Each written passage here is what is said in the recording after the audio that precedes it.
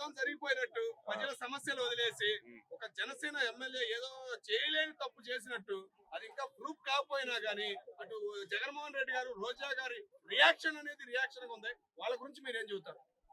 వాస్తవంగా చెప్పాలంటే ఆయన చేసిన తప్పే అయినా గానీ, పవన్ కళ్యాణ్ గారు ఆయన తప్పు చేశాడని వెనకేసుకొని రాలేదు. ఆయన సస్పెండ్ చేశాడు. ఇంతకుముందు జనసేన పార్టీలో చేసిన వాళ్ళని కూడా సస్పెండ్ చేశాడు. కాకపోతే వైఎస్ఆర్‌సీపీ మెయిన్ లీడర్ జగన్మోహన్ రెడ్డి గారు అండ్ రోజా గారు మీకు మాత్రం గట్టిగా స్ట్రాంగ్ కౌంటర్ ఇయ్యాల్సింది నేను మాత్రం. ఎందుకంటే మీలాగా డోర్ డెలివరీ ఇంటికి చెయ్యం అనంతబాబు లాగా రంపచోడవరం ఎమ్మెల్సీ. అలాగే గోరెంట్ల మాధవరావు ఇంటికొచ్చిన ఆ అవకాశం కోసం వచ్చిన ఏదో సహాయం కోసం వచ్చిన మహిళల్ని అరాచకంగా మానభంగం చెయ్యం. చేసిన పార్టీ నుండి సస్పెండ్ చేయకుండా అలాగే మేము రన్నింగ్ చెయ్యం. మొన్న తాడిపల్లి వస్తే వాళ్ళతో సన్మానం చేయం. రైట్ హ్యాండ్, లెఫ్ట్ హ్యాండ్ లాగా మేము చూసుకోము. మాదేంటంటే నువ్వైనా నేనైనా ఎవడైనా ఆఖరికి పవన్ కళ్యాణ్ అయినా తప్పు చేస్తే తల తెగిపోయే పార్టీ పెట్టాడు అది జనసేన పార్టీ. ఆ పార్టీ మీద బురద చల్లాలంటే నీ వల్ల కాదు, రోజా వల్ల కాదు, ఇండియాలో ఎవరి వల్ల కాదు. ఎందుకంటే పవన్ కళ్యాణ్ అదే చేశాడు. తప్పు చేస్తే పవన్ కళ్యాణ్ ఆయన ఉరి శిక్షకి ఆయన సిద్ధం.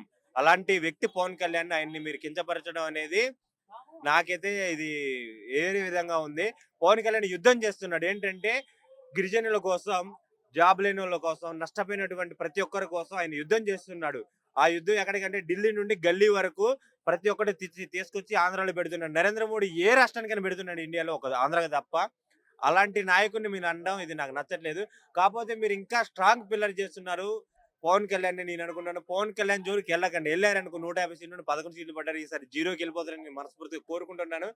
జగన్మోహన్ రెడ్డి గారు మీరు నిన్నగాక మొన్న తాడిపల్లి వచ్చారు. ఇన్ని రోజులు బెంగళూరులో ఉన్నారు. మీకేం తెలుసు రాష్ట్రంలో ఏం జరుగుతుందో. కాకపోతే ఆయన వెనకేసుకొని రావడం అనేది జరగదు. ఆయన ఏం చేసినా గానీ ఈ దెబ్బతోటి స్ట్రాంగ్ వార్నింగ్ ఇస్తాడు. మీకు అందరికి జనాలకి ప్రతి ఒక్కరికి కూడా అరవ శ్రీధర్కి ఇచ్చే ట్రీట్మెంట్ ఇటు 10 తరాలు అటు 10 తరాలు నిలిచిపోయేలాగా జనసేన పార్టీలో ఇవ్వడం తప్పు చేస్తే తల తెగిపోయేలాగా ఉంటది ఇది మాత్రం. పవన్ కళ్యాణ్ గారు ఒకటే చెప్పారు, మాకు డబ్బున్నోడు వద్దు దమ్మున్నోడు కావాలని.